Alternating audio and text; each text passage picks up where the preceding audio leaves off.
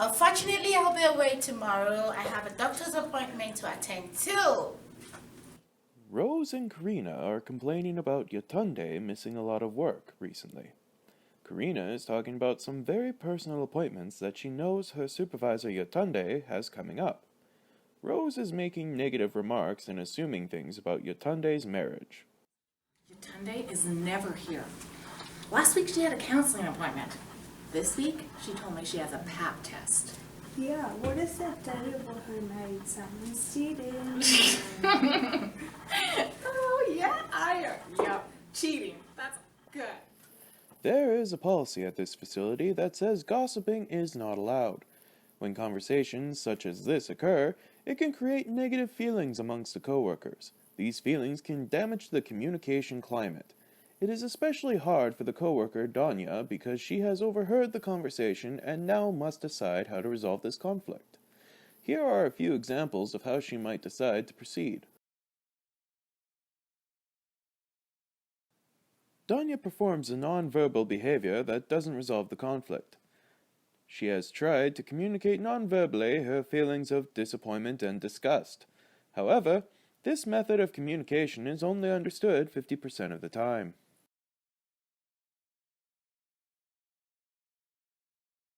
Or perhaps Danya can try a more direct form of communication.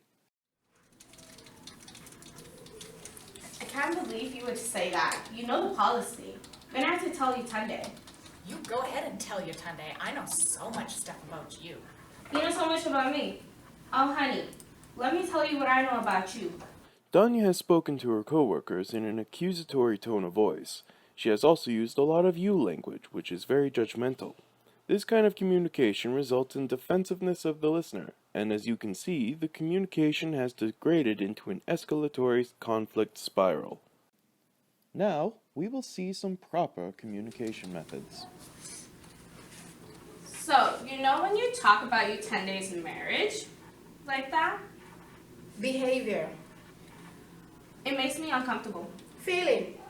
I know you're probably frustrated with how much work Utah is missing, Interpretation. but gossiping has only created a hostile work environment. Consequence. Okay. I see where you're coming from. You're right, Tori. Danya has communicated her feelings effectively through an I statement. What other communication method might Danya choose to use? How about agreeing with the critic's perception?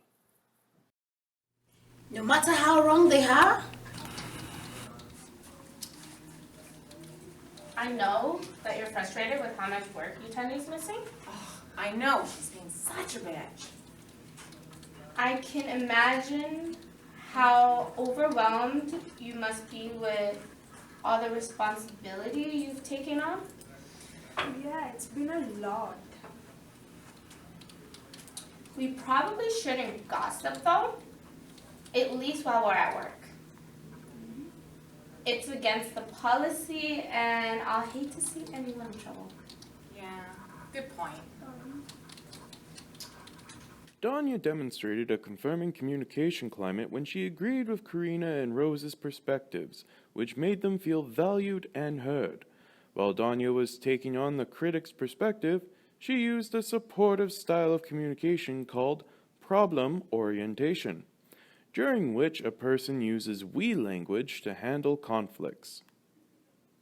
In conclusion, when a person comes across a situation that causes conflict, they should address it directly and not rely on non-verbal skills alone to express their opinions. They should also avoid creating a situation that becomes hostile or aggressive. Instead, they should try and model their behaviors after Danya's proper communication techniques. In the future, we should all be like Danya.